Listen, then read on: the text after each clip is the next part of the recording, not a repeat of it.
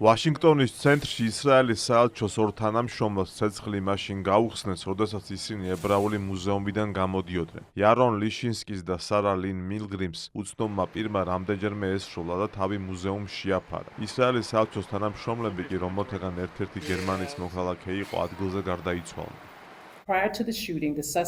წინასწარი მონაცემებით დანაშაულს ეჭვმიტანილი ჰყავს და ის უკვე დაკავებულია. დანაშაულის ჩადენამდე ის ებრაული მუზეუმის შესასვლელთან გადაადგილდებოდა.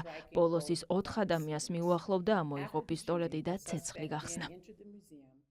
სამართალდამცველებმა თავდამსხმელი ცხელკვალზე დააკავეს და მალევე მისი ვინაობაც გაამხილეს. დაკავებული ჩიკაგოში მცხოვრები 30 წლის ელიას როდრიგესია. მისი დაკავების ეპიზოდი მუზეუმში მყოფმა სტუმრებმა მობილური ტელეფონებით გადაიღეს. კადრებში კარგად ჩანს, რომ დაპატიმრებისას როდრიგესი პალესტინის მხარდამჭერ ლოზუნგებს სკანდირებდა.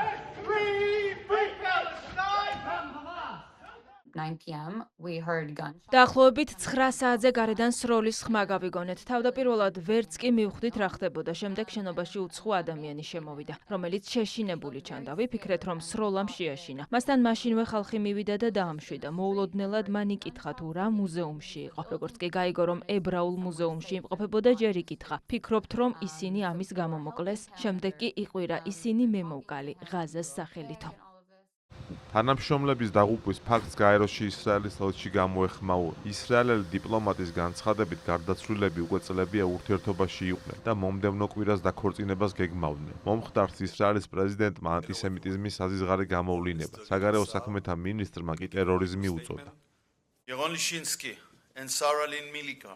იარონ ლიში-ნსკი და სარა ლინ მილგრიმი ისრაელის სახელმწიფოს ორი ახალგაზრდა წარმომადგენელი ვაშინგტონში მომხდარი საშინელი ტერორისტული თავდასხმის შედეგად მოკლეს.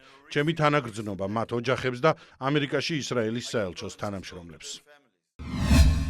ტრაგედია ანტისემიტური ტერორიზმის ნათელი მაგალითია. ებრაული საზოგადოებისათვის ზიანის მიყენება წითელი ხაზის გადაკვეთაა. ჩვენ დარწმუნებულები ვართ, რომ ამერიკის ხელისუფლება ყველანაირ ზომას მიიღებს, რათა პასუხისგებელი პირები დაისაჯონ. ეს არის სიძულვილის ანტისემიტიზმის საზღვარი ქმედება. ჩვენი გულები დაღუპულთა ახლობლებთან არის. ამერიკა და ისრაელი გაერთიანებული იდგებიან ჩვენი ხალხებისა და ჩვენი საერთო ღირებულებების დასაცავად.